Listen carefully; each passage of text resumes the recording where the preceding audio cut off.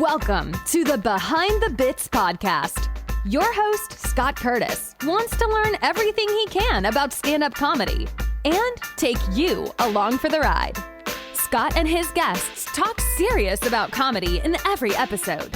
Behind the Bits will uncover knowledge from different perspectives on subjects such as writing and performing stand-up comedy, as well as booking shows and the comedy life. If you're thinking about becoming a stand-up comic, already in the comic game, or a comedy nerd, Behind the Bits is the show for you. Now, let's get Behind the Bits.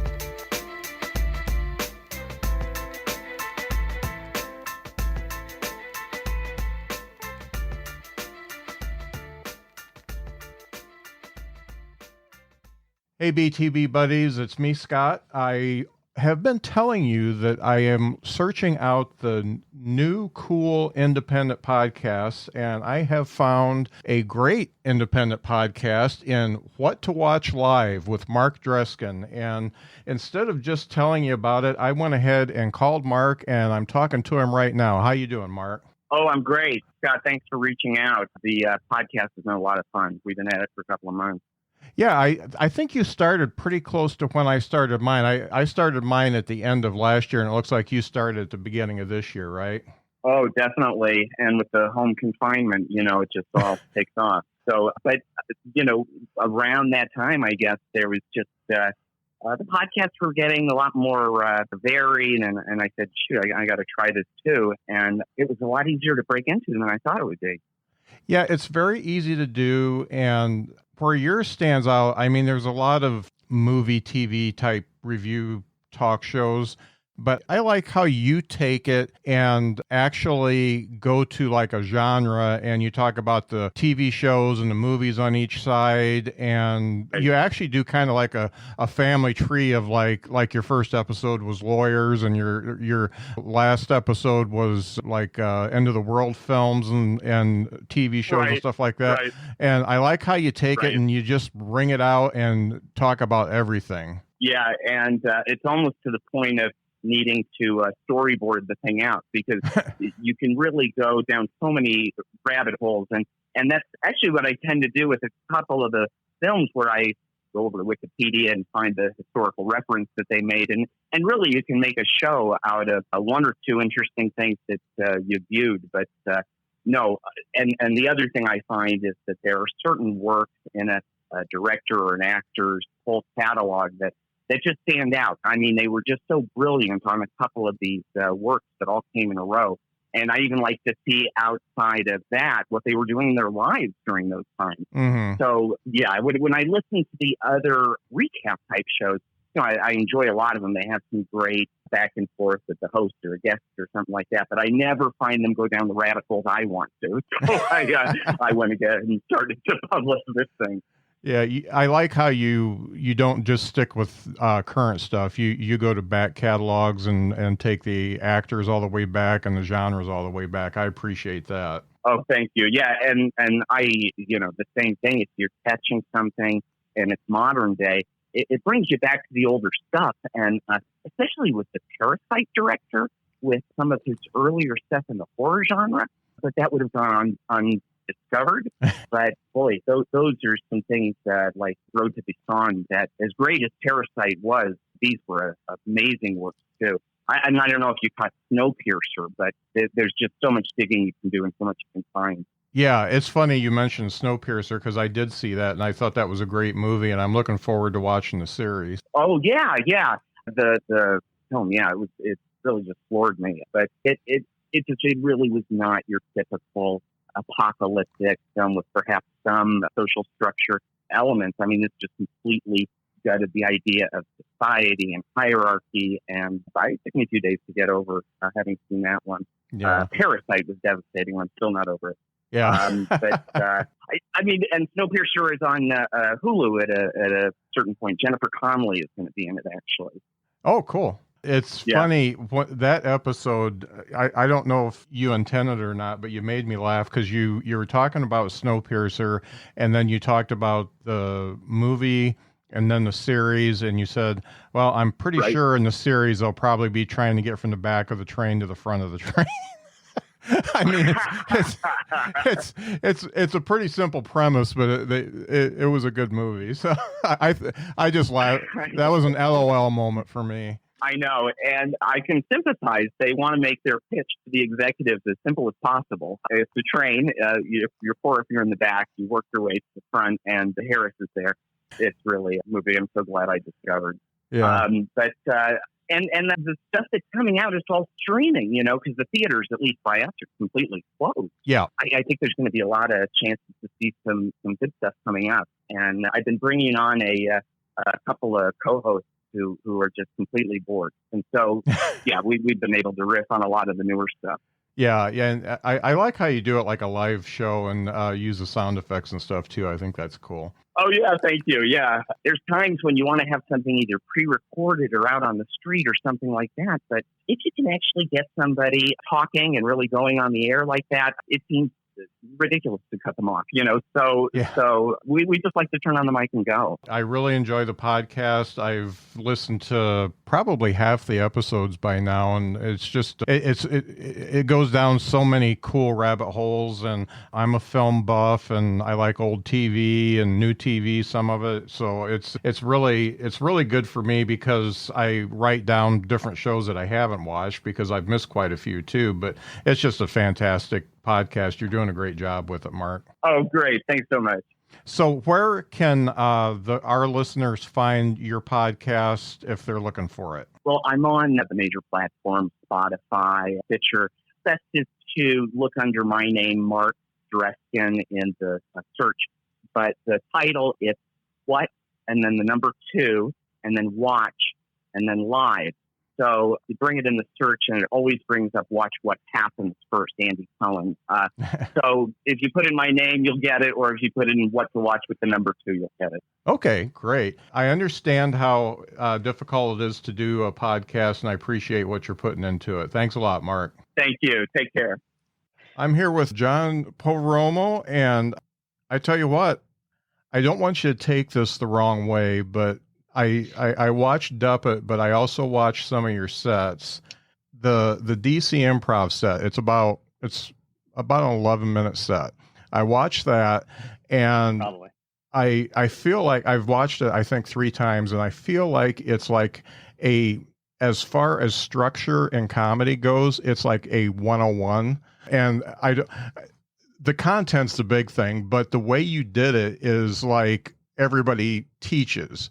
So you come on with a good one to begin with, and you talk about yourself. So you talk about being from Jersey, and then you do some rapid fire, and then you've got the crowd then, and then you can do a little bit longer setups for the punch, and then you get a little bit more personal as it goes on, and it's really a 101 type set right there on YouTube. So and when I say 101, some comics say they don't like that, but I just thought it was kind of a revelation that like what everybody teaches is right there, and you did it. Wow. Well, thank you. I mean, I thank you. I'm just going to take I'm not going to take in compliments, but yeah, that's just how I learned. I learned to build a set over time and just watching other comics do that kind of stuff. And you're right, though. It is kind of like about getting the audience on your side right away before you get into anything too heavy. I think for now, like sometimes the fun of it is like I knew I was taping that set and I wanted it, I think I was showing it to something at the time or whatever it was. So I wanted it to kind of build that way. Mm-hmm. But sometimes the fun of it is actually going up with the heaviest thing you want to talk about first. Yeah. And just going like, let's see what happens. But yeah, I think thank you. Appreciate it. It was very well put together. And then I went back and watched an earlier set. I think it was uploaded in 2013. I don't know what year you recorded it. And I was able to take the 2 and I'm like, yep, he's better. He was good. Yeah. He was good in that one, but you can tell he's grown as a comedian. So that's great. Thank you. Yeah. Yeah. I think if I honestly, I always talk about, like the progression of it or whatever. And I think if you're just not growing or if you haven't gotten better, like if you watch your sets back in the day and there's no real change, then I'd say just pack it in after a certain time. But it is cool to see that. It's funny that you say that too, because my YouTube page is almost like a fucking ghost town. Like I just didn't like I never kept up with it really, and I feel like it was to me it was just there not to gain followers or anything like that in particular, but it was just if I needed a set online, Yeah. or I needed something taped, that's where I threw it up. Yeah. So it is kind of funny that there's a bunch of old shit on there. I think for the longest time too, I had my first set ever that was just kind of public, like it's still hanging on there because I think it was from when I started in like 2005 or something like that. And I was like, I should probably mute that just in case anybody's. And I mean, now I don't really give a shit because I'm already in where I want to be in and stuff like that. But I think in the like midway point, I was like, why is that fucking still on there? Like, right. And some comics don't even want stuff from a couple years ago up there because they don't want to be compared to that stuff. And I'm the same way with YouTube. I use mine as more of a repository than something that I wanted people to see. And now I'm trying to get it to where people see it. And that's tough. It's tough to build an audience in YouTube. I found out Instagram and Facebook and Twitter are a lot easier. Yeah, I like Instagram a lot more than I like anything. I mean, Facebook and stuff is cool. I've got like a fan page and a regular page or whatever. The page is also sometimes more of a ghost town, but I rarely ever use those. Like I'll promote my stuff on there once in a while, but I kind of just throw out, whatever political shit I feel like throwing out there and talking about, and kind of use it almost as like a writing exercise too, and going back and forth with people or whatever is fun. But the Instagram is where I really like to put up comedy stuff, whatever I want to throw up there. And then I also realized too, at a certain point, like I'm not too much of a fan of giving away too much material either. You know what I mean? Like, but because of the way I work when I'm on stage and stuff, and I like to be very playful with the audience and kind of off the cuff and do my crowd work intermittently in my sets and stuff like that. If I can find a good chunk of that, I'll throw that up on Instagram or whatever, because people enjoy that just as much as anything else. Right. And that way I don't have to actually give away any material, for free. So yeah. It's good. I like doing that way. I like doing it better than I like, posting full sets. Right. Yeah. And I watch how people, especially my wife, how they use social media, and people tend to spend a lot more time on Instagram than they do Facebook. It's like a quick scroll on Facebook, and then Instagram, because there's videos and stories and stuff, real easy to get to. They tend to spend more time. And she's always showing me stuff on Instagram and very rarely shows me anything on Facebook. Yeah. Yeah. And I feel like Instagram is way less hateful than any of the other social media apps. You know what I mean? I get way less of a headache scrolling through people's, pictures of food and stand-up clips and, vacations and shit than I do on Facebook or Twitter. Yeah. I actually follow the hashtag stand-up and the hashtag comedian just so I can see stuff from people I don't know. So it's really nice, and it's easy to use rather than scrolling through all the crap on Facebook. So let's talk about comedy for you. Let's take it back to the beginning. When you were a kid, did you want to be a comic? Oh, there's a weird, I can't hear you anymore. Is that me or is that you? It might be a little bit of the feed. Yeah, I can see your lips moving, but I cannot hear you. I don't know if you can hear me or not. Yeah, I can hear you. Just a sec. Is that any better? No. How about now? Oh, I can hear you now. Okay. I sometimes StreamYard just fucks up, and I have to take myself out and put myself back in. Oh, it's fine. So the question, back to the question, when you were a kid, did you want to be a comic? Yeah. I mean, not when I was like super young. I don't think I knew what stand-up was, but I always had an idea. Like I always wanted to be, I like being the funny kid. And I wasn't like class clown, like pull your pants down funny. Like there was one of those already. I was the, kid in the back of the room kind of whispering at what a crock of shit this whole thing was. I'm like, oh my God, like fucking school is weird, right? Yeah. I'm like, what's this guy talking about? So I was like kind of quietly funny among friends, and then like it would kind of get around that I was funny from other people and stuff like that. I appreciated the guy who pulled his pants down. I was like, that is performance art, and I get it, and it's a good distraction. But I didn't really want to get thrown to the principal's office or anything like that either. So I was always just very like, this is a bunch of bullshit or whatever.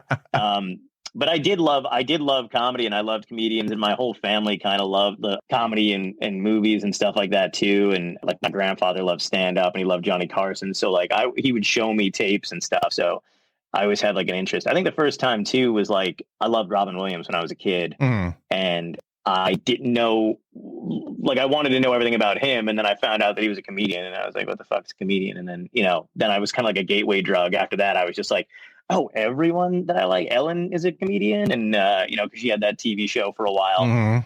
Everybody that was hugely funny started out doing stand-up. So right. I kind of got into it through that.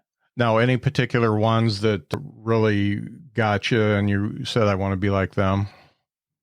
Robin Williams was one of the ones that I kind of think why I like to mess with the audience and stuff like that on stage, or I kind of think a little faster or whatever. And Robin, Ellen, when I was a kid, obviously Seinfeld, because everybody that had a TV show, I think back in the day, I thought was hugely funny. And Gary Shandling was amazing.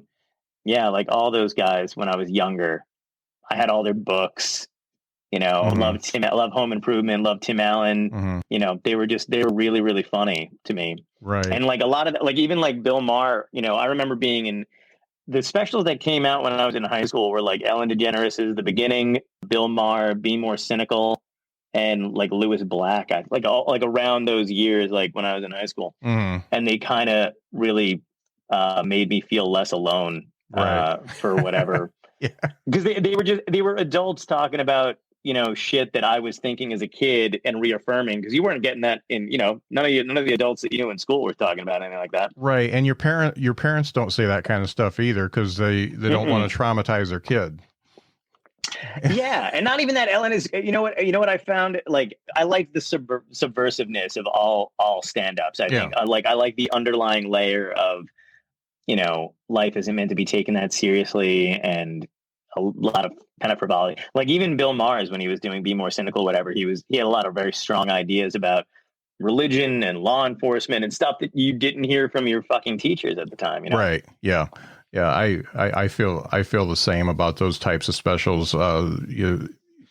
It's the stuff that, like you said, the adults around you they're not going to give you that, because it's a little bit too subversive and afraid. And it's nice. Yeah. And it's nice to hear about, and it's nice to see adults talking about failure. Like comics are able to talk about stuff. Obviously they're wildly successful when they're doing it too, but like it's nice to see just grown people talking about not doing well, failing at life, failing in school when or whatever. And still it was comedians and cartoonists I always had an affinity for. I always wanted to be a cartoonist too. And I do draw cartoons and stuff like that. But I remember when I was in school, I used to write, because I thought cartooning for some reason was way more attainable than comedy. Like I was always a funny kid, but I could draw. So I was like, I'll just do that. I'll just be funny and draw my dumb cartoons. And I remember writing certain, this is what writing looks like, by the way. I don't know why I just did that. But I did email a bunch of cartoonists and stuff like that. And literally, I was horrible at math when I was in school. So I remember emailing them and I was like, hey, do you guys have to be good at math to be cartoonists? And they'd be like, no. They were like, no. But it was kind of funny too, because some of them were very much either like, no, dude, I fucking sucked when I was in school, or whatever it was. And like, I'm paraphrasing, but like, and other people would also be way more cautious because they, how hard it is to do what they do. Yeah. So they would be like, no, but also stay in school. You know what I mean? Like, like you could tell they were like, they knew they were talking to a kid at the time. So they were like, let's just not, just fucking learn your math and do your best. And, yeah. But they would also be like, but also, no, I don't know a goddamn thing. Right. Yeah. It's funny. I've got two kids, and one of them is a math genius, and the other one wouldn't do math to save her soul. So it's funny to have one like that, and he's actually a rocket scientist. So that's what they do. That's what he does. And but like that's the coolest shit to me, though. You know what I mean? Like that is so unattainable to me, because I don't, basic math, obviously, but like all that other stuff, like I have once it started getting with letters and the what ifs and all that other shit, I was like, I'm tapping out. I got nothing. Yeah. but that stuff amazes me. Like my friend's a mathematician, Mm-hmm. and he's so fucking good with all the numbers and stuff. And I go to him a lot if I ever actually if I have a question about statistics and numbers and all that other shit. Yeah. What's the hypotenuse of this triangle? Help me out here. Oh, dude, yeah. And that's another thing too. When you're in school, man, they never tell you that, you know, when you're a kid, you think your parents know the shit that you're learning. Yeah. And then as you get older and you realize no one, like my greatest joy was finding out my English teachers were also fucking retarded when it came to math. Yeah. Because you just assume, everybody kind of gets it. But yeah. I just remember them going like, oh no, man, I don't know shit. Yeah. Like, you have the chat, like, you know. And the math teachers want to double down on how, because, you know, they want to be taken seriously for what they do and stuff like that. So they really, you know, try to push it into your head that if you don't know this shit, you're going to be pumping gas. Yep. Yep. You know. So you talked about doing the visual arts, the cartooning. So that was kind of your first spark into the art world. How did that work out for you prior to going into stand-up? I gave it up. I stopped doing it pretty quickly. Like I never got anything really published, anything big. Like it would be like local, you know, paper or whatever. If I drew a cartoon or something like that, I think I drew for the school paper for a little bit, but I kind of gave that up pretty quickly. And once I realized I wanted to do stand up, like after high school, and I would draw constantly. And I think I had like ideas for comic strips, and I still have them all drawn out, set up and stuff.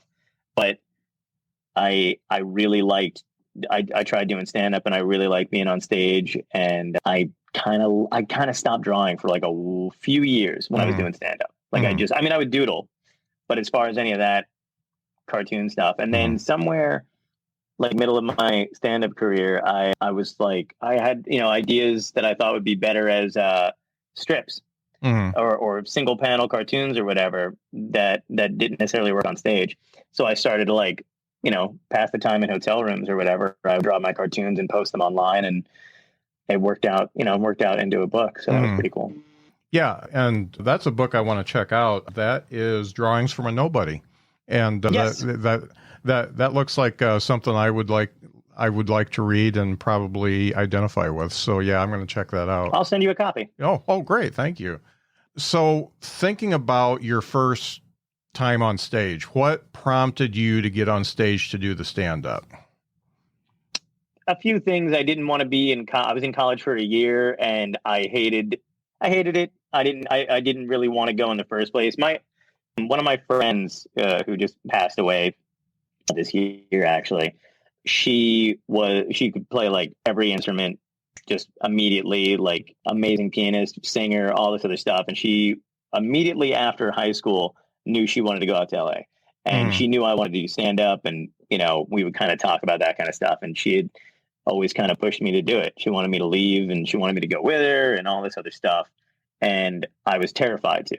I give her full props for like knowing exactly what she wanted, what she should do. But I was, you know, dating somebody at the time. All my friends were going off to college. It felt like the thing I had to do not to fuck up my own life. But the more I was in it, I was so fucking miserable, just unbelievably miserable. And at one point, you know, I think my mom and my stepdad were just like, hey, why don't you try, you know, doing stand up? Like they actually found they saw some kind of advertisement for a comedy school or a class or whatever. And they were like, why don't you go do it? You know, it's 6 months or no, it wasn't 6 months. I can't remember. That's a long time. I don't remember what it was exactly. I was like 6 months, but it was amazing for me anyway, because I mean, there was like 30 people in there. And it's funny because I just went on a show out in Chicago. My friend has a show. I think it's called Nightcap. I'm just going to hate it. But she and I started in that class together, and she and I are the only two that are still doing it and pretty much thriving as much as we can. I mean, you know what I mean? I'm not a household name or anything, but like we're still doing it and making money doing it. So yeah, we were the only ones that were in it or whatever. What's her name, by the way? Her name is Erica Watson. Okay, I've heard that name. I'm close enough to Chicago. I keep an eye on the Chicago scene. She's fantastic. You should have her on here if you get a chance. But yeah, she and I we stayed close. We talk when we were on the road and stuff. We were doing it.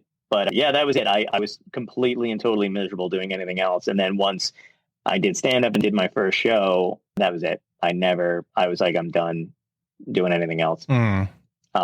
I wanted to invest in myself in a way. I mean, people go to college to invest in themselves for the most part, I think, or to party or to have that experience or whatever. But I decided it would be the same if I invested, 10 years into doing stand up. By the time I was 30, I'd be where I wanted to, essentially where I wanted to be, or as good as I was, wanted to be at it. And I wanted to do that as opposed to anything else. So you do the first set and you've taken some classes and stuff like that. What was your first time on stage like? It was good. It was this, there is the clip. I think it's still online, but it was good. I had a good set. I had a good time on stage. I was nervous and I addressed it at the time. Like I think from that first set, you can kind of see where my ability to talk to the audience comes on stage. Cause when I am, that way, it's kind of like, it kind of just came out. So I like breezed through the jokes that I had that were supposed to last me 5 minutes, but I didn't pace myself at all. And it was whatever, but you can like, the audience was with me. And even the woman who taught the class, there was one funny moment between us where I literally, like, I took my notes out on stage because I was doing it with Adam, but I didn't have anything left. Yeah. And I'm like, kind of like, you can see my hand shaking and I addressed that I'm shaking and the audience laughs or whatever.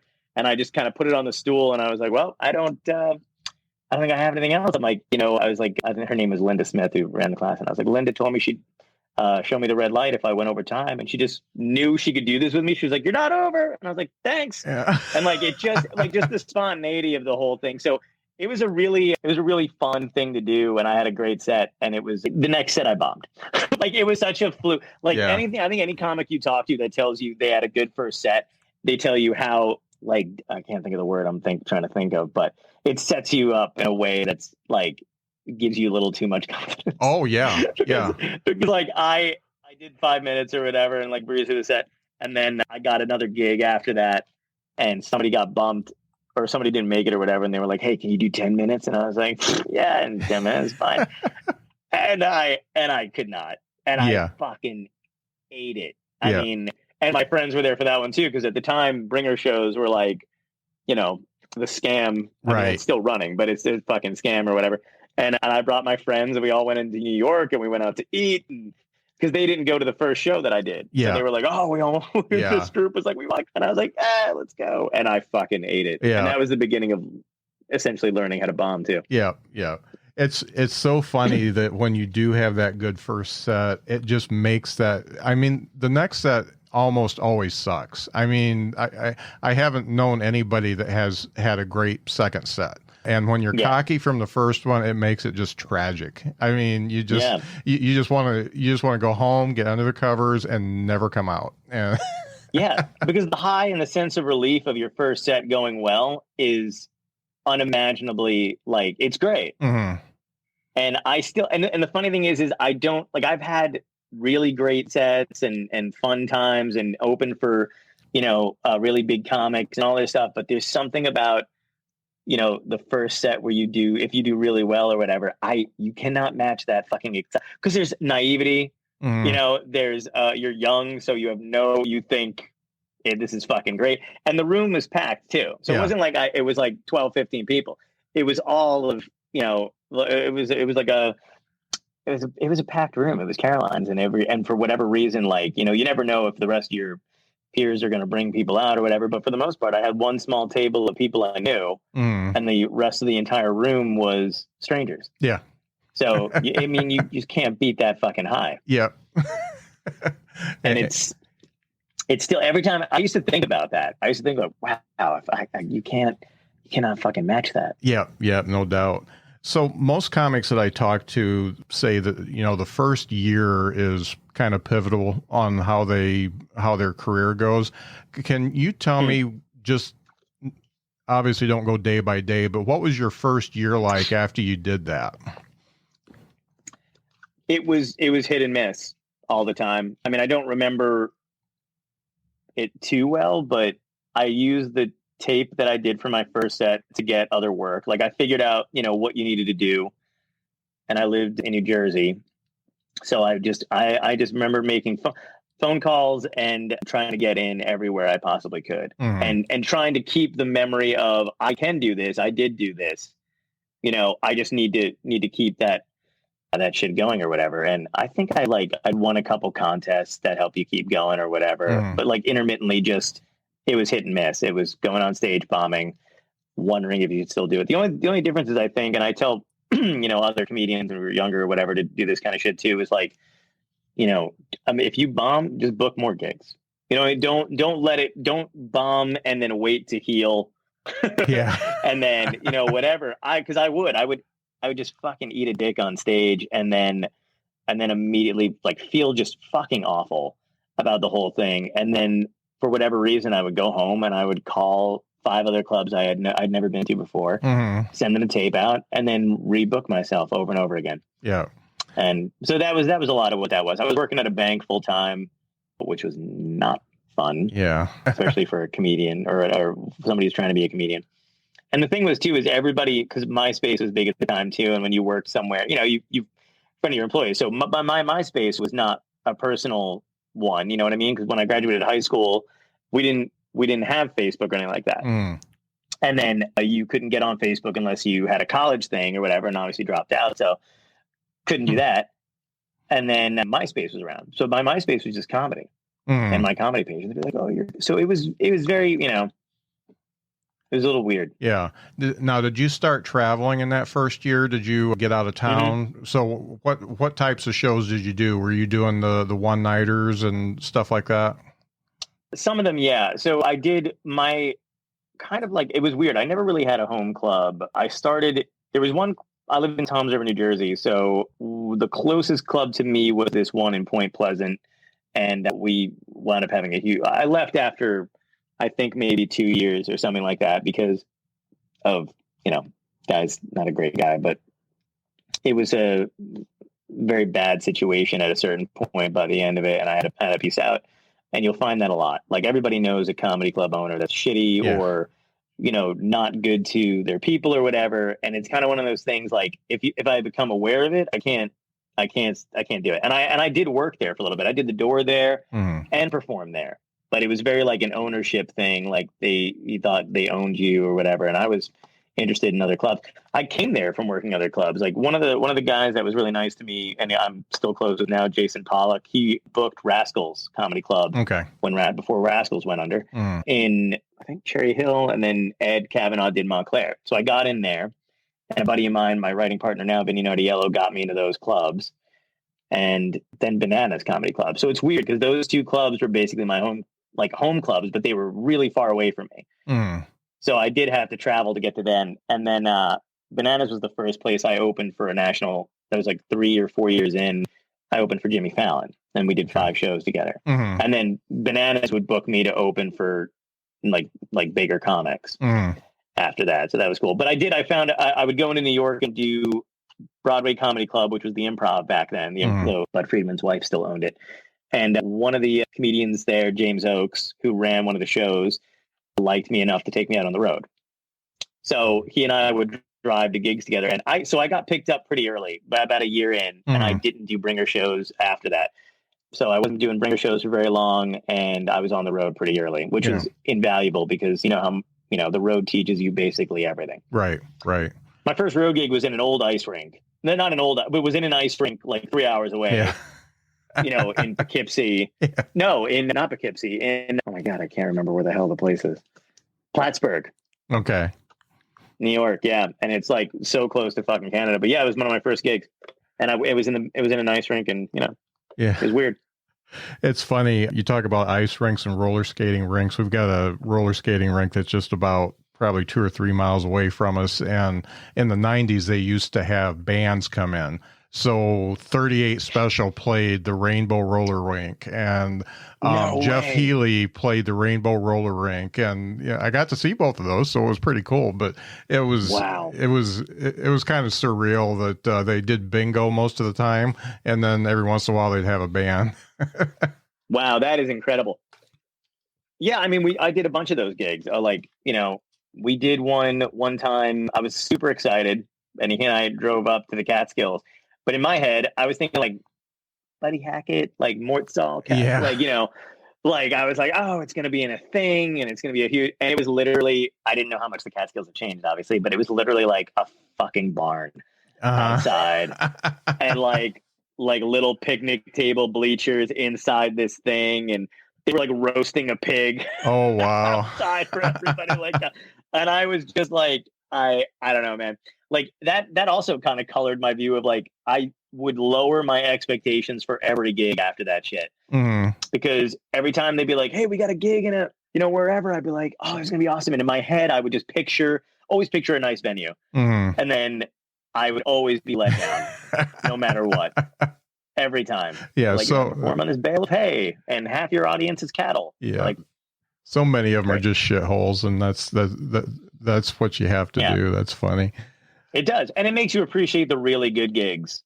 Like when you do get them, or like an audience that's like, decent or anything like that. It just makes those moments, it's weird because I don't remember them, but I remember the bad ones all the time. Yeah. Do you feel like in that first year you discovered what type of comic you wanted to be?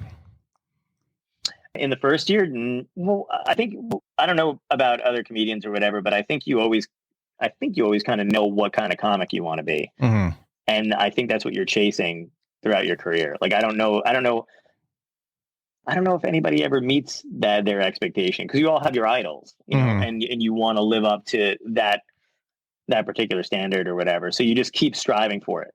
I think those are the people that stay in the longest, is the ones who go, I think the minute somebody goes, I'm the new Bill Burr. Yeah. Then you're like, no, you're not. Yeah.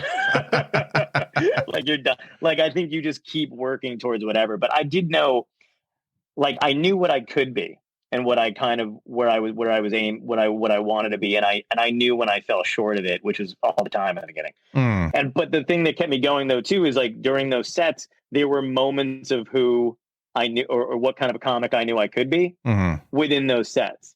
And the thing was trying to ignite that flame or that spark when I was on stage again, you know what I mean? And that was the chase. It was like, oh my God, there it is. Or like, especially like after you go back home and you watch your set, you're looking at it and you're like, holy shit, there it is right there. That's what I need.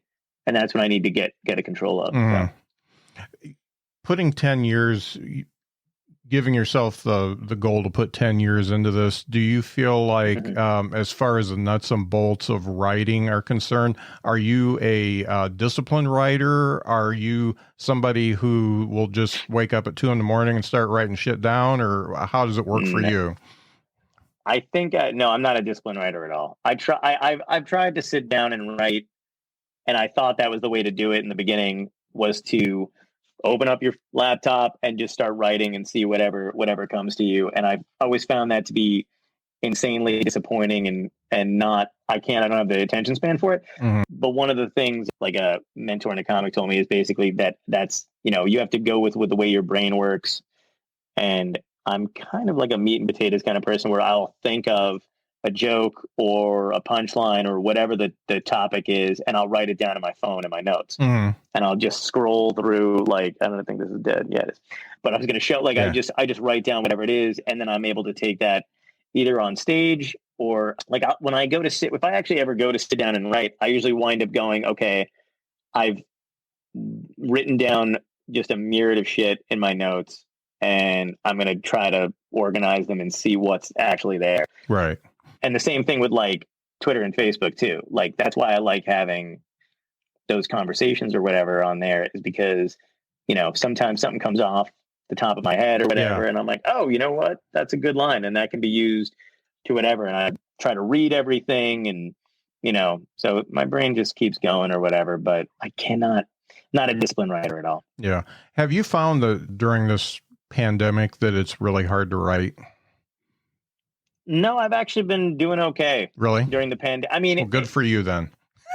Yeah, I know I talked to a couple other friends who were like, I just don't feel fun. It feels like it's, something is whatever, which I get. There's a little bit of abnormal shit going on, but I actually kind of found like, because you don't have to worry about booking yourself or road gigs or getting out there or doing whatever, I could lean on other strengths and kind of build, that kind of stuff up. You know, there are pilots and stuff my friend and I are working on, and other projects or whatever. So you get to lean into that a little bit more. Right. And you've done some outsourced writing anyway. You've written for shows and things like that. So I imagine that is a different take on writing, because you're either writing for someone or writing on a particular subject. So that makes it a little bit easier, I bet. It does. I did it for about, I think I did it more than I did stand up at the time, for about 3 years, because it was just there was so much writing to do, you know, and that's how I was making money at that time. So I got to write for a bunch of different stuff. One of the weirdest things was writing sports jokes or sports stuff for comedians or whatever, because I'm not a sports guy. Yeah, and same. The odd thing was some of the comics that I was writing for at the time, one of them in particular was like, he would call me up on the phone and he would start talking to me about stats or whatever was going on or whatever. And he'd be like, you know what I'm talking about. You're a sports guy. And I was like, no, I am not. Yeah. And he was like, what? And I'm like, I don't watch any of this shit. And I've already been writing for him for a while about it. And he was like, I had no idea. And I'm like, well, yeah, this is why it's weird. It was a challenge because it's still jokes. You know what I mean? You're still writing jokes regardless. But mine always came kind of off to the side and never really. I had a guy who was a friend who was a sports writer at the time. So if it ever got too heavy or too involved with it, I would call him and be like, hey, why do they hate this guy? And what is it called when, when they do like a thing, and he'd be like, Jesus. Because I'm just not that type of guy. I like playing stuff. I used to play sports outside or whatever. Yeah. And, maybe tennis and some shit, but fuck, man, I don't know anything about it. I'm exactly I've been to the games. Same. Yeah. I enjoy being outdoors and eating ice cream out of a hat. Yeah. Yeah. I will never be a sports guy or pick a team or anything like that. I'll watch a Super Bowl just for the commercials, but it's not. I'll watch a Super Bowl because I like parties and food. Yeah, no doubt. That was the fun part, is talking to people or whatever and screaming on a TV. My sports are election season and anything to do with superheroes. Yeah. I get it. I totally get the, and I know that most sports people don't see it the other way because it's, it's man shit. You know what I mean? That's what they get off on, but it's the same shit. I've got my team, except my team is, the fucking Hulk. And, I watched all 22 Marvel movies. I can quote that shit. I love Jurassic Park. I get the fantasy element of it. Yeah. Yeah. I get fifth man shit. I wanted to come out of one of those portals during the fight with Thanos. So you're talking Marvel, but you're wearing a Wonder Woman t-shirt. Do you lean more towards DC or Marvel? No, I lean more towards Marvel. Yeah. It's the new. I love Wonder Woman. Wonder Woman's awesome, and it's a shirt that I got in the mail, and I subscribed to this thing or whatever. But it's the year I was born too, 1984. So that's a new movie coming out. Wonder Woman's the only decent DC movie. I love the movies. I'll go to see any superhero movie. I'm not a dick about it. I think the Marvel movies are better, but Wonder Woman was phenomenal, and the new one looks fucking awesome. It's got Kristen Wiig in it, and somebody else. Yeah. Chris Pine. That's what I was thinking. I was like, who the fuck is that guy? Yeah. Have you ever had the opportunity to do any work for Marvel? There was a snippet I saw, and they mentioned Marvel, but you were working for a smaller outfit at the time. Yeah, I would love that. Would be amazing. Yeah. I would do whatever they fucking wanted me to do. Yeah. I would die in a scene. I would be a toe tag in a scene. I would do whatever they needed me to do. Guy who gets crushed by a building, whatever. But no, I've never gotten to do any work for them. And I don't think I'm at the level art-wise of my stuff's more cartoony, so I don't know what they would ever use me for that kind of thing. Once in a while, I can pop out a good drawing of a Hulk or something like that if one of my nephews or something like that needs something. But yeah, the artwork is beyond me and that kind of shit. Yeah, I think we were talking about. I was on the Dork Forest podcast and we were talking about Marvel stuff. That was exciting. Yeah, it got me in a direction where I thought maybe you had done something for them. No, I wish, man. Have you ever done any? I think. Go ahead. No, I was going to say, I think on that podcast, there's a good 30 minutes where I just talk about Nightcrawler. Yeah. There's no. Yeah, that one. That's actually a pretty good episode. I like that. Have you ever been on TV? Have you ever done any acting type stuff? No, I've never done any acting on TV. I did just do a short film that's on Amazon Prime right now called Duppet, but I wrote it and starred in it, so that's convenient. Well, I didn't want to star in it though either. I've taken acting classes, I've done that kind of stuff, but I like the stand-up more. Let's talk about that while we're on it, because that was the first thing that I looked at by you, and I really, really enjoyed it. So Thank you. I've watched that more than I watched your DC Improv set, and then I've actually listened to it instead of watching, just to get different feels of it. So first of all, how did that come about? That came about from, I've kind of dealt with depression most of my life, in different stages, various forms, and, kind of like throughout high school or whatever.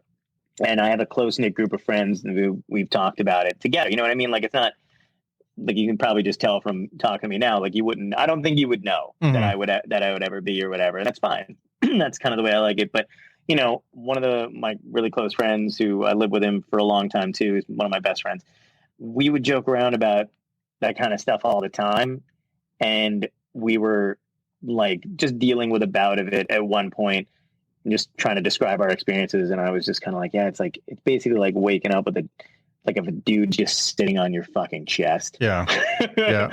And just slaps you awake in the morning and or like punches you in the gut and like that kind of stuff. And then we were kind of joking around and we were like, it'd be really funny if that was like the roommate, like your depression is your shitty fucking roommate. And he's just constantly just there and telling you horrible shit. He's never around when your friends are around. And so we kind of got around to playing with that. And then I started to write it, and then other stuff kind of came up and whatever. And then I was out in LA for a bit. I was living out there, and that was like peak when my depression kicked in to a very, very extreme point. Bad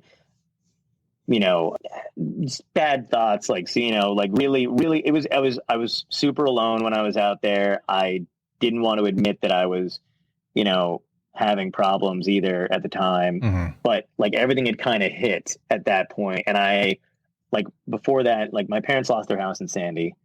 And around that same time, I was dating somebody for a while that I thought was going to be it.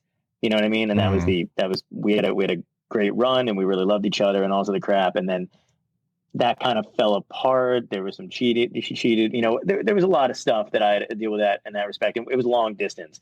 So the strain was emotionally unbearable. Sandy happened. My parents were, my mom and stepdad at the time, the strain of that kind of forced them to separate. Literally had to move them both in the different locations after they lost their house, and had to move them somewhere else. Wow. There was just a bunch of stuff I wasn't dealing with at the time. And somebody who's, I think, prone to be, depressed or whatever, I was just compartmentalizing stuff after stuff after stuff. And then never really dealing with it at the time because there was no time to, you know what I mean? Right. My roommate and I were, we didn't lose anything because we were in an apartment that was on the second floor. We almost lost our cars, but I lost my job, the part-time job that I still had. And my career was not really going anywhere in particular at the time either. So it felt like I was just losing everything that I had, but still never acknowledging it. All right. And then tried to move past that. And then that kind of triggered some really bad. It was the weirdest thing. I know this is going on forever, but it was this weird chain of events that happened where it triggered some kind of stomach stuff that I guess I'd always had. I had exacerbated it to the point. So all this crap was happening to me at the same time. I tried to get over it a little bit. Had a couple other tried to build other relationships after that. Did not work out. And then I felt like stuff was kind of moving away. So I decided to make a giant move, which is always somewhat of a mistake. Yeah. You know what I mean? It was good that I did it, but also probably not the best idea to do it in the mental state I was in. But I did. I got to a point where I was strong enough to decide this is my last summer here. At the end of August, I'm moving out to LA. And I did. And my manager had set up some stuff. And in the very beginning, it was constantly moving because I had written a bunch of pilots and stuff that I had to pitch. I had meetings with every major network when I was out there. I was doing some stand-up. I got passed in the clubs, the Ice House, and Comedy Store, places I wanted to be in. And then, of course, that kind of stuff died down. And then it was just me by myself. And then and then everything that I was not dealing with when you're just living in renting a room with no air conditioning and the fucking and it just comes out. And also health wise, like before that, I'd always been, either skinny or cut or in really good shape, but like the stomach stuff that was going on that I didn't know what was happening, because when I would go to the doctor, because I didn't know, they misdiagnosed. So I was on different medication for way too long that wasn't dealing with what the actual issue was. So literally I was like, the depression was crippling because the anxiety was so bad. I actually did have something going on physically with stomach stuff. All the crap that I'd never dealt with before came rushing to the forefront. And it started to affect the only thing that made me happy, which was performing. Because of the anxiety and shit, I would actually lose my voice when I was talking. So I was like, okay, so you're waking up in pain and headaches every day. Your stomach is completely fucking wrecked. You're alone. You've got no money. You're spending money on credit. You know what I mean? Like, you're trying to survive out here. Nothing seems to be clicking yet. And I was also forgetting material when I was on stage because it was just part of the anxiety. Yeah.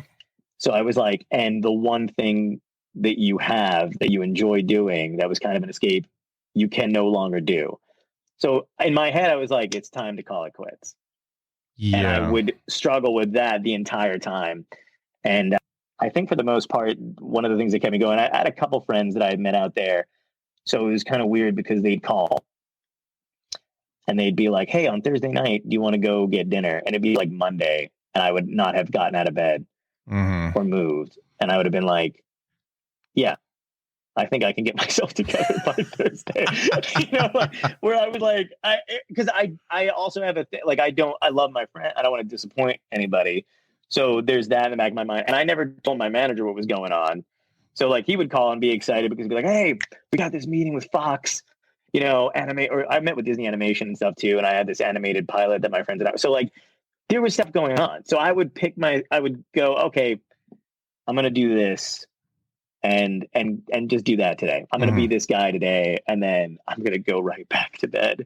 Yeah. So it was truly brutal. And there was some other stuff going on. Yeah. It was not good times. Yeah. So then when I came after 2 years, when I came back from LA, I told my writing partner, Vinny Nardiello, who I mentioned earlier, whatever, a really close comedian friend of mine, who was a great writer, about the depression thing. So I told him about it, and I was like, yeah, and I'd started writing it already. And then I was like, would you want to come in on this? And then as we were writing it, I'm a huge fan of the Muppets, love the Muppets. He loves the Muppets. We'd always reference them, talk about them and stuff. And as we were kind of writing it, we realized it would kind of be difficult to find somebody to do. It would be kind of difficult to get another guy to do it, play the invisible roommate type of thing, or like the imaginary thing. So we went in a completely opposite direction. We were like, and I was like, I have this puppet that my friend got me. And I was like, what if it was a Muppet? What if it was like a puppet? And then we decided to call it Duppet because it's a depression puppet. Yeah. And so we designed it to look exactly like one of my friends who's an amazing puppeteer and has experience with that. I handed it to him, and we kind of had some ideas of the hair we wanted it to look like. We found I worked out before this, so I have a hat on. Yeah. My hair is way too long. I haven't gotten it cut. But for my pictures or whatever, I have a lot of hair. So we found an Elvis wig, a child's Elvis wig he found online on Amazon, and bought it and showed it to me. And I was like, oh, that's fucking good. And I'd wanted the guy, the puppet, to kind of be a slovenly version of, like it's reflecting who you feel, what you feel like inside. So Guinea tea on, all that stuff. So we designed it, and he restuffed it. It's amazing. Obviously you've seen it. It looks fantastic. Yeah, it looks really good. And, so Vinny and I wrote it together, and then at the time, a friend of mine was doing some kind of short film project thing and invited me on board to do it. And we were looking for the first project, and I was like, I already have something done and written if we want to do that. And they shot it beautifully, and they're amazing cinematographers and stuff. So they shot it, and we all helped out and did it. It was the hardest thing I think they've done to this day, and I've ever done, or we've ever done, because I had like 9 locations. We were like ambitious about, I had like 9 different locations we wanted to shoot. And there was some stuff we actually had to wind up cutting out of the original one because, you know, it just couldn't be done. Yeah. But I was like, no, like it's pans in, and they're like, pans in. What are you talking about? You know, but the stuff that we did, like the running with him, we had to put my buddy in a cart. I think there's some pictures of that online somewhere. We had like a little red wagon it was my friend's kid's red wagon or whatever. We had to pull him along while he was doing the puppet stuff and while I was running. So it was hard, but it was good, and we're all really proud of it. Yeah. You know. But that's where all that kind of comes from. So before getting into some of the stuff that I liked about that, do you feel like that when you put this into an art form, when you made something about it, were you able to look at your depression in a different way and make yourself better? I don't think you ever get, I don't want to say you never get better, but like so I think at the time when it finally wound up coming out, I was a little bit better than I had been. It took it was almost 4 years in that state, and only getting like with little dips in between of like stabilization and whatever it was. But coming out of it, I always try to think about how I wound up doing it. And I think it was just being persistent about trying to work it out in my head at the same time and moving forward and leaning on, you know, friends and stuff when I can, even without telling them what was going on. It's still, when somebody picks up the phone, that's sometimes the best thing, even if you're not addressing what's bothering you. It's just nice to have, you know, somebody there to talk about anything else too and what's going on in your head. Yeah. So, but I think when I was kind of working on it, it crystallized it a little bit more too. And, you know, helped with the putting in some jokes and some humor to it and stuff like that. Because I know for a lot of people are overly sensitive about certain topics, and I totally respect it and I get it or whatever. But I think for a lot of people too, once you can make a joke about something, it just breaks whatever it is, no matter what it is, down to make it not as serious as it is in your head. Based on what, so that kind of helped. Based on what you've told me, and after watching your act, you've addressed a lot of it in your act. So I can definitely make that connection. Thanks.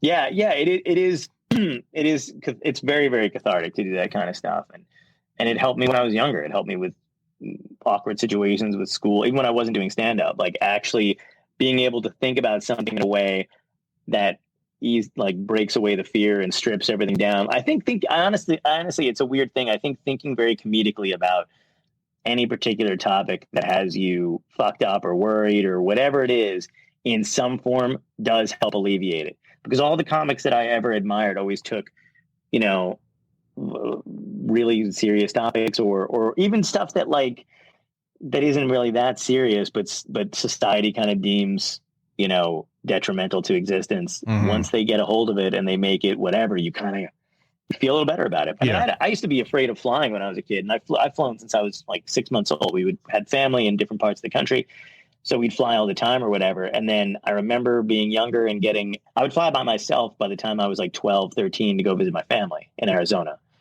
So from, you know, Jersey to Arizona or whatever. And I remember getting a Seinfeld's album, I'm telling you for the last time, when it came out. Okay. And I had my first 2 comedy albums were Seinfeld and Robin Williams. And Seinfeld had a chunk about, I mean, every comedian did from the 80s or whatever on, but he had a chunk about air travel. And I would pop that on as the plane was taking off into my CD player because it just made it seem less frightening. That there was a guy who was picking apart little pieces of the pilot and the stewardess and the bathrooms and everything like that. It was just so calming to go, it's just a, you know, everybody's an idiot. Yeah. You know, or whatever. One of my favorite things I used to love, you know, because the pilot would come on and he has that little speech or whatever, but Seinfeld's bit, I think, was, and I'm going to butcher it, it's paraphrasing, but he would come on and be like, we're going to take it up to 10,000 feet. Then we're going to drop it down to 5. And he'd be like, when we're all back there going, yeah, whatever. Fly the plane. Just land where it says to land on the Like, that was so cathartic to me because it's scary when the pilot comes on. You don't know what the fuck he's going to say when you're a kid. Yeah. You know, or even, you know, whatever. Yeah. And I I like to know how things work, and I like when other people break everything down in front of me if I'm whatever. And being able to do that yourself is, I think, key and very important to surviving. That's funny. As an aside, have you listened to the Seinfeld interview on Maron's podcast on WTF?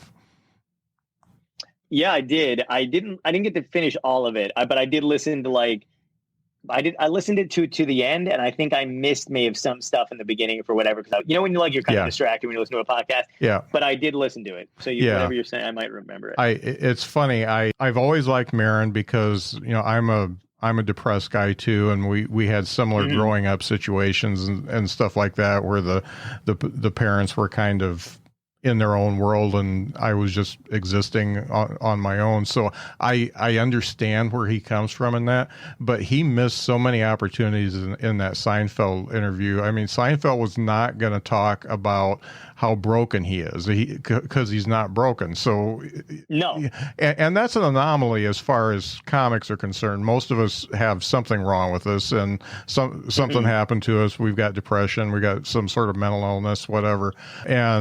But he wasn't going to go there, and Maron did that for 2/3 of the interview, trying to get him to do that. And when he could have been talking about his writing process and how he does new material and stuff like that, and it just didn't go there. It was such a missed opportunity. I just wanted to grab Maron and just shake him. I think he tried though. Like I could feel the visceral frustration that he had when talking to him, and he kind of did address it a couple of times. Yep. But I liked that interview a lot, but it did give me somewhat of like, oh my God, my fucking heartbeat, like palpitation. You know what I mean? Because I was just like, you could tell it was tense, but I could also tell that they both enjoyed it. You know what I mean? Like Seinfeld's unflappable, he's unmovable about a certain thing. Here's the thing though, I think like what Jerry said at the end too is like he is. When he has a point that he's making, or somebody asks him a question and he's immovable there, but it depends on whether or not because at the end of it, he was like, Maron was like, yeah, when you have an opinion about something or when it's not, you're done, you kind of cut it off. And then Jerry was like, well, ask me something else about because it seems like Jerry's willing to, but he was like, well, yeah, but if you still want to go, then then ask me. Yeah. And so I respect them so much for both of those things. Because here's another thing too. I don't prescribe to the philosophy that you have to be broken to be a comedian. And I kind of hate that that's what people lean into, because I think people who think they're fucked up and don't deal with whatever they're going through, then think that they're going to this stuff's funny and it's going to take it out on stage and do whatever with it. The only problem with that is that it doesn't solve or fix you or help you grow as a person. Right. You just have latched onto an identity that doesn't even really exist for you yet. Yeah. You know what I mean? Because you're only doing open mics. So you're not working on yourself, but you're not getting any better as a comic because you're literally opening up your fucking diary and you think that this is going to heal you somehow. Yeah. Because you're just, I don't think it does. I don't think it does at all. And I actually don't even consider myself to be like, I know I can fall into depression pretty easily. If I don't pay attention or watch or take care of if I don't, if I'm not aware of it. And I try to be aware of it as much as possible. Like I think you said before, did you get better? I don't think when you're dealing with depression, you ever get better. I think it's always there. And I think it always winds up coming back a little stronger each time if you let it. I'm not an expert in it too, and I don't do the, whatever, but I don't consider myself to be like this broken person that does things because A, B, C, and D. I think I have that problem. I think it can fuck people up, and I think you do kind of, there's a risk of making poor decisions or doing that kind of stuff because your mental state isn't there. But I think I am more the other person, and that's a struggle too. Is I think in the very beginning, and especially when you're young too, you think you have to choose between who you are when you're depressed or who you are when you're better, and that there's one of you is fake. You know what I mean? Right. And I don't think that's the case. I don't think that's the case. I think you're more of whoever you're trying to be and not who you are at your worst. Right. And so I think when people kind of learn to deal with that a little bit better or kind of acknowledge it, instead of leaning in towards it. Because I think they tend to go, this is who I am, accept who I like. People who fall into that category or are depressed or anxiety ridden don't tend to want to, they think acceptance of those things is the best way to go. Instead of going, I don't want to be this way. How do I fix it? Because that's been most of my life, is how do I fix this thing and how do I get to be who I want to be? Right. And I don't like, and I feel like it's not only an acceptance with some comics that I know and some that I've seen. It's almost an embracing, and you like you said, you're leaning into it, and you need to be depressed in order to get more material. So you just start this awful cycle that you end up at the end of it being much worse off than when you started. Totally.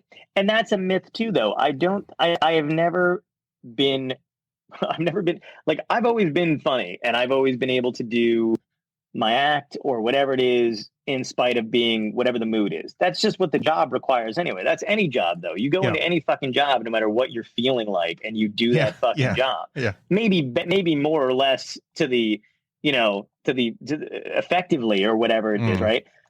But I don't think I've been more funny when I was suicidal. I think I've been more funny when I'm in a better mood and I'm willing to let people in and I'm willing to experience stuff and find joy in it and everything. I think that's a weird fucking myth that people latch onto. And mostly I think comedians know that. I think people just starting or don't know it because they're still looking to be like, to have a reason for the way they are instead of just going like, look, we're all fucking human. And for some reason, my brain doesn't work the way it should. Whose does at a certain point, or whatever. But it's hard to admit that kind of stuff, and it's a fucking process. I think. There's a couple things about Duppet that just really struck me. The one thing you said when you're talking to the therapist, you said, "I don't want to kill myself. I just don't have any connection to staying alive," and that was I've heard different ways of saying, I don't want to die. I just don't like, but the way you said having a connection to staying alive, I thought that was like poetic for me. I thought the way that was written was just a perfect way to say what depression is. And I just wanted to, tell you good job for that, because I've never heard it exactly like that. And for some reason that really struck me. So thanks. And a lot of those conversations, like when we had that part of the dialogue or whatever. So when I was, severely depressed or whatever like that, I wrote down some stuff because they always tell you like to write down your thoughts, which is, better or worse sometimes too, because you find that shit later and you're like, holy fuck, but it does. I don't know exactly what the purpose of it is. Sometimes it helps because it gets it down on paper and it's not in your head. I think that's the most idea. So I'm putting this over for here and it doesn't get to live with me for the rest of the day. But that line and everything else came from, I had written it when I'd written that out when I was not doing that great. And there's a lot of dialogue and stuff that came from pieces of my own thoughts in my own brain when I was going through it. And that's what it kind of felt like, because I think at some point when I got past a certain point, I was like, I actually don't want to do this because I know it's going to affect everybody else. Like, I understand why people do it. I'm not even trying to remotely, I don't even like, I get it 100%. But I think for me, it was always like, I don't actually want to do this thing, but I actually don't want to be here. Right. So it was a real big struggle to come to terms with that too. And then but it's part of my process anyway. It was going, or just kind of coming to terms with like, look, yeah, this is how I feel. And how am I going to live this way, knowing that and feeling this way? And I'm not saying it's good. Like, I've still been trying to work on that thought process and what that means. And if it's, something I can live with or if something I have to get past or whatever it is, I'm not necessarily there yet.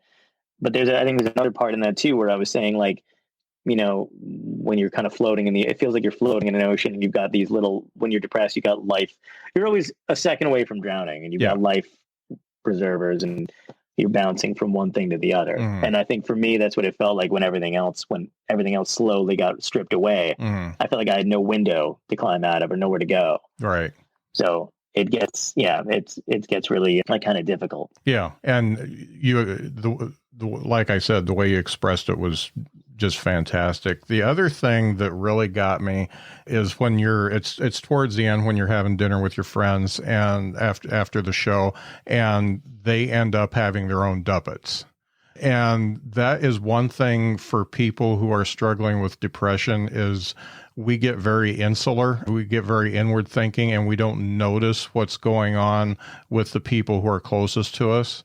And I thought that really nailed it. And sometimes when you do notice what's going on with the people that's closest to you, you actually can put your own bad thoughts aside and be a helper.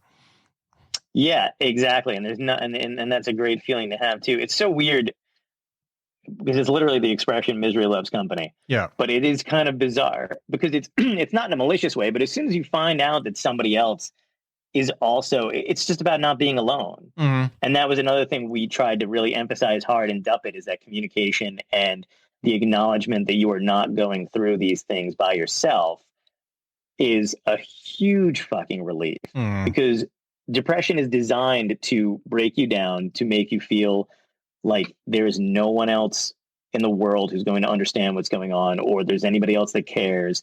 And it's in spite of that's the thing when whenever there's depression awareness thing going on, or people will tweet out some stuff where they're like, hey, if you're depressed, give us a call or whatever the hell it is. And I'm like, you don't understand. There is no one that you're thinking you can call at that point. Like I always try to emphasize the other end of that is just reach out to just fucking call your friends or your family or whatever it is. You don't even have to necessarily ask them, are you sad? You know what I mean? But just to reach out, because whether people knew it at the time or not, when people called me when I was out in, LA or whatever, and I was by myself, that helped incredibly. Yeah. And they don't know it because I didn't actually say, right. Thank you or whatever it is. And they can, but yeah, it's about breaking that kind of stuff down. We wanted to have that scene. That was one of the scenes we couldn't actually do what we wanted to do but in the script, it's written where the camera's supposed to actually pan out. Like he realizes his friends have it. And then everybody else in the restaurant is sitting next to their own puppet. Oh yeah. So it's supposed to be a full scene. And we might actually do that if this ever gets picked up as a series, but we wanted to actually have it pan out and he kind of just looks around and sees like the waitress has got one, the guy at the table, everybody kind of has one. Yeah. Because everybody, whether it's in whatever form it's in, everybody's got fucking something. Yeah. And it's, and we're all just kind of struggling to deal with it. Right. You just did it very well. I was very impressed with it. So this has been heavy. Yes. But luckily it's almost dinner, so we'll be having food. And yeah. You and I. That's going to be unfortunate, but I'll probably go get a sandwich. I think I'm doing leftovers tonight, but yeah. But one thing I like to ask all the comics that I have on is there 3 things that you know now about being a stand-up comic that you wish you would have known when you started? 3 things. I wish, let's see. I think one thing I wish I knew then that I know now is that it's not as important where you perform just as long as you get up to do it. Because there's a lot of emphasis, I think, on like the holy ground, like the stature of clubs. And there's really only like 4 or 5 top comedy, in like the fucking country that are like, like they're really perceived. And the rest, like any other business tries to make themselves out to be whatever. But I think it can be intimidating. And I think it was in the beginning and stuff like that and whatever. But I think I would have told myself to relax about where I was and just work on me and the act. And because no one particular set is going to make you huge or break you. Right. Yeah. Because there's club owners to this day that don't remember I performed in their club. And there's audience, and that's, I think it may be a second thing too, is maybe not to carry the weight of a bad set with you as long as it is, because there's 200 people in that room who fucking hated you that night. but they have no clue who you are. Yeah. I think relishing the anonymity you have, Yeah. which will flow into the third thing too, is don't fucking post everything on the internet. Yeah. Videos, clips, stand-up. There are so many comics I see now who will post, so eager to post their first set, and their first set has no laughs and destructured bad jokes. And I'm like, why the fuck would you want that out there? I never did that when I was there. I always made sure whatever the set was, had a or something in the background, but I see a lot of that. And I also I would rather not have posted, I try to post every video, every fucking thing you have on there. Right. And just relish the anonymity a little bit. Give yourself 5 fucking years where you are not on the internet and just working out shit in a club. Yeah. It's hard though, because now it's even more heavily ingrained than it was back then. Oh yeah. Yeah. So now it's like your Instagram story's got a feature you doing a fucking 5-minute set. Yeah. You didn't do comedy that night. Yeah. Yep. No doubt. But seriously, I think people should relish, not having nobody know who the fuck you are, because it doesn't matter. Right. Those are good. You get so many. Yeah. Thanks. Yeah, you are. So we've got Duppet. That's on YouTube and Amazon. Is there anything else that you'd like to talk about? I have no shows coming up. So normally I would plug a date. Drawings from a Nobody. Is that on Amazon? Can you order that on Amazon? Yeah, you can order that on Amazon. Yeah. And I think through my website too. I'm not sure if it's still available on there, but on Amazon you can. And I guess just follow me. I like Instagram more than anything else. If you want to follow me on Instagram. Okay. And I'm working on something. I don't know when it's going to be out, but it's kind of like a bizarre take on a talk show called Dystopia Tonight. Okay. And it's set post-apocalyptic. So it's just about a dude who's trying to do a show while the world burns. Yeah. That sounds good. I like that. Thank you. It's going to be fun. When it's actually finished, it's going to be fun. Yeah. That's something I would get into. Okay, great. Well, thanks so much for being on, John. I know we got really deep, but that's comics like to get deep. So much deeper than Jerry and Mark got. So, but we're also making much less money. So honestly, no doubt. Who's the winner here? Yeah. They're both doing all right. Yeah. Well, thanks so much for being on. Thank you.